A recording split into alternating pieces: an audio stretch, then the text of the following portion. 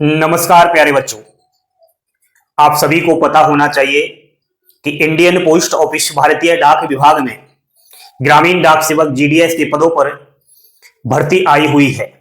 इसके form online तरीके से भरे जा रहे हैं। फॉर्म 10 फरवरी से स्टार्ट है और फॉर्म की लास्ट डेट 3 मार्च है। यदि आपने 10वीं पास कर रखा है तो आप लोगों को बता दूं कि इसमें बिना किसी लिखित परीक्षा की डायरेक्ट आपकी नौकरी लगेगी। 10वीं के अंकों के आधार पर मेरिट लिस्ट तैयार होगी। तो अगर आपकी उम्र 18 वर्ष हो चुकी है तो इस भर्ती का जरूर आवेदन करें और बिना किसी लिखित परीक्षा, बिना किसी फिजिकल इंटरव्यू के एक सरकारी नौकरी पाने के लिए आप लोग अपना जो है आगे फॉर्म अप्लाई कीजिएगा। साथियों, फॉर्म अप्लाई करते समय बड़ी ही सावधानी हमें बरतनी है, क्योंकि इसमें 21,400 पदों पर जो भर्ती आई है इसके लिए 17 लाख आवेदन आने वाले हैं। नौकरी तो 21,000 को ही मिलेगी ना, वो 21,000 वही होंगे जो बड़े ही चतुरता से फॉर्म अप्लाई करेंगे। जल्दबाजी नहीं करनी। जिस तरीके से मैं आपको फॉर्म भरवा रहा हूं उसी तरीके से आपको आगे अपना आवेदन करना चाहिए। साथियों, जीडीएस का फॉर्म अप्लाई करते समय हमें पोस्ट प्रेफरेंस को बड़े ही सावधानी से चॉइस करना पड़ता है। इस चीज को हमें देखना पड़ता है। सबसे पहले तो ये हमें पता होना चाहिए कि यह भर्ती 23 सर्किल से निकलकर आती है।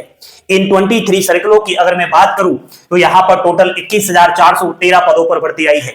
इनमें से 8,500 पोस्ट हिंदी भाषी सर्किलों की है। यानी कौन कौन सी सर्किल है जहां की लोकल भाषा हिंदी है। तो अगर आपने 10वीं में हिंदी पढ़ी है तो ये आपके लिए केवल 8,000 वैकेंसी ही काम की है। आप 21,413 को बिल्कुल ही भूल जाइए।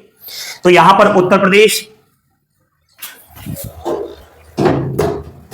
तो इन सर्किलों की बात करूं तो उत्तर प्रदेश, मध्य प्रदेश, हरियाणा, बिहार, छत्तीसगढ़, झारखंड, हिमाचल प्रदेश, उत्तराखंड, जम्मू कश्मीर, नॉर्थ ईस्ट के अंदर कुछ डिवीजन है, नागालैंड, मेघालय और दिल्ली। केवल यहीं से आपको फॉर्म अप्लाई करना है। पोस्ट को याद रखते हुए ये मत सोचना कि 21,000 है। बाकी आप अदर लैंग्वेज वाले सर्किलों के लिए पोस्ट बांटिएगा।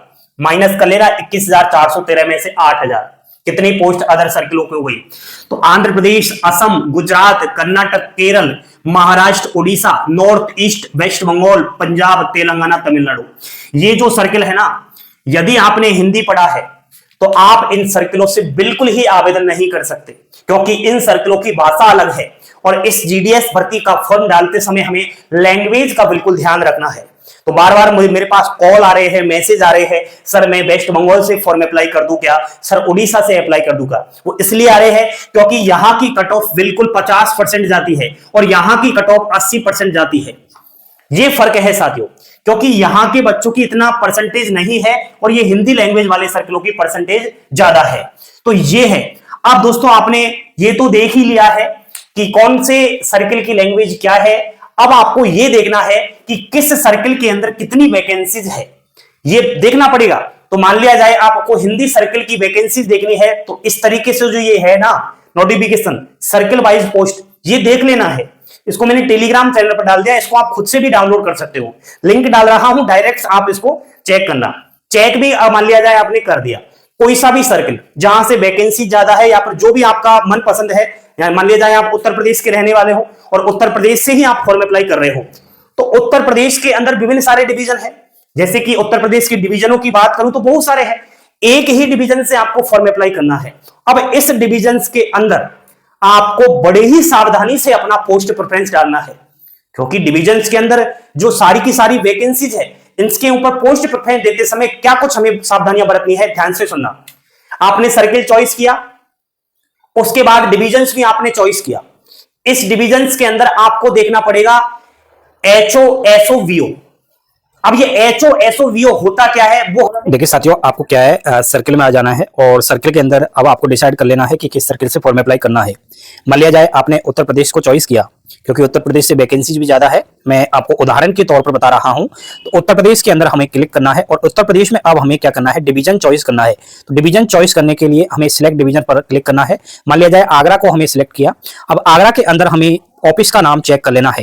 देखो मैंने बताया एचओ, एसओ, बीओ, तो यहाँ पर डिवीजन तो आगरा हुआ उसके बाद यहाँ पर आपको वीओ देखना है, जैसे कि ये ब्रांच ऑफिस हुआ, ये ब्रांच ऑफिस बीओ, ये सारी की सारी वैकेंसीज यहां तक तो बीओ के अंदर है।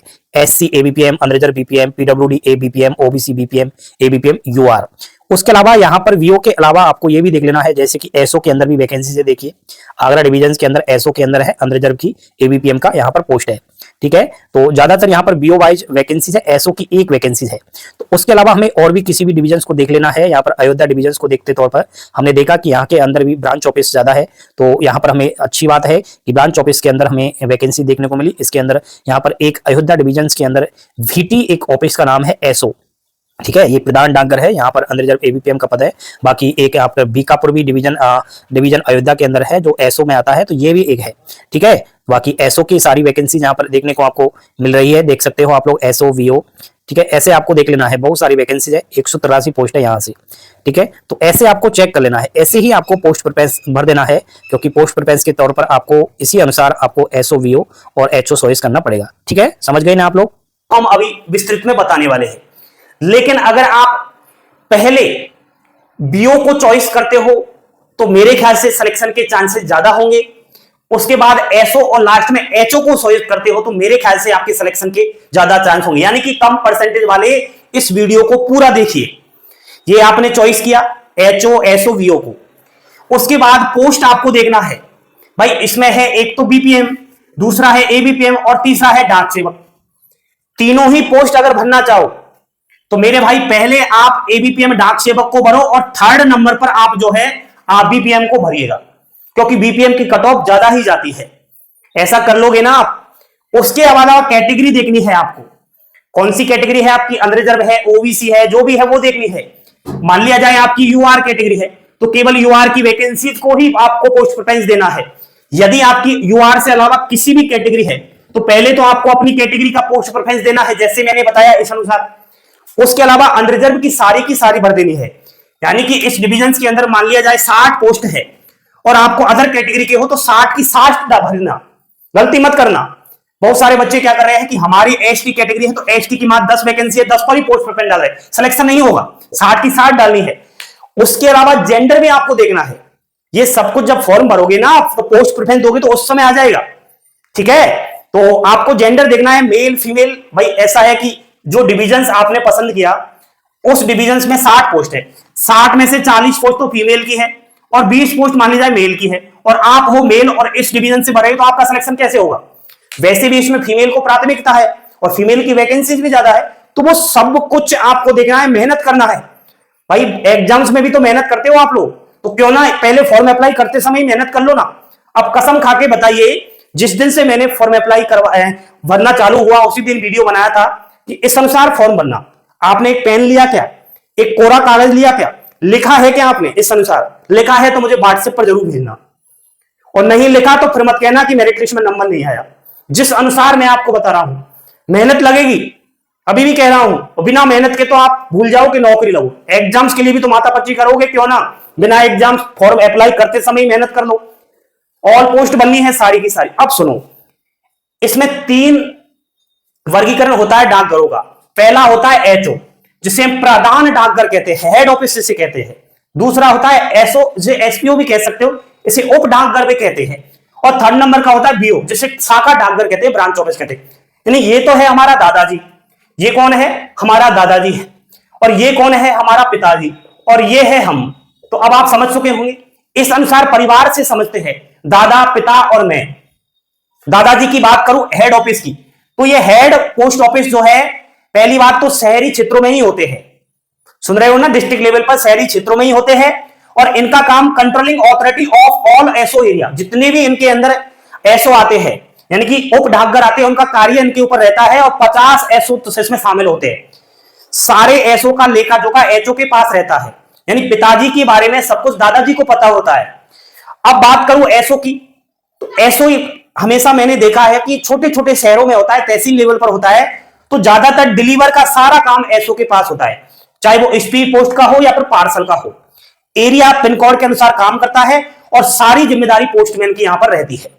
यानी एक तरीके से इसे तहसील लेवल पर हम बांट सकते हैं एसओ को, और ये शहर के अंदर होता है, और ज्यादातर मैं समझता हूं गांवों में ये होता भी है, लेकिन बड़े एरिया क्षेत्र के अंदर होता है, तो यहां पर दादाजी की बात कर ली, पिताजी की बात कर ली, अब हमारी बात करते हैं। भाई हम बहुत छोटे हैं भाई, दादाजी और पिताजी से बड़े तो नहीं है ना हम। तो पहले आपको ब्रांच ऑफिस समझना है। किसी एक एसओ के अंतर्गत आते हैं छोटे छोटे गांवों से काम, सारे डॉक्यूमेंट्स को एसओ तक पहुंचाना।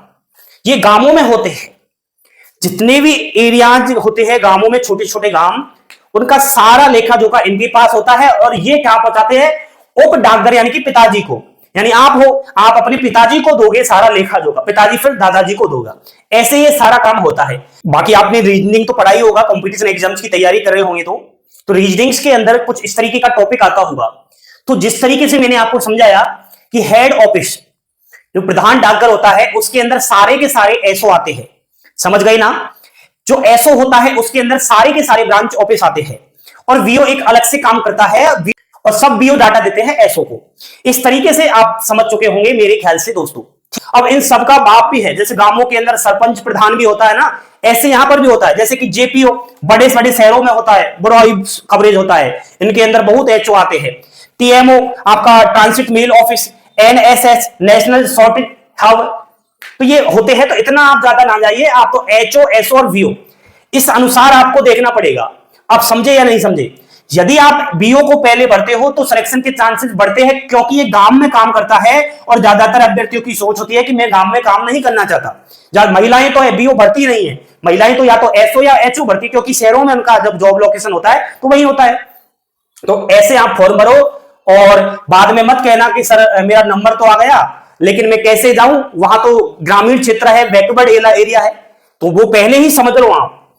जिस एसओ, जिस वीओ, जिस एसओ को भरोगे, अगर उस जगह पर आपकी परसेंटेज ठीक रही, आपका नंबर आया, तो वहीं आपकी नौकरी लगेगी 2 साल तक। तो इस अनुसार मेरे भाई आवेदन कीजिए, समझदारी से काम लीजिए, और जो भी समस्याएं है इंस्टाग्राम पर संपर्क करते रहिए, लेकिन जल्दबाजी ना कीजिए। थैंक यू, धन्यवाद। जय हिंद, जय भारत। लाइक शेयर सब्सक्राइब जरूर कीजिएगा।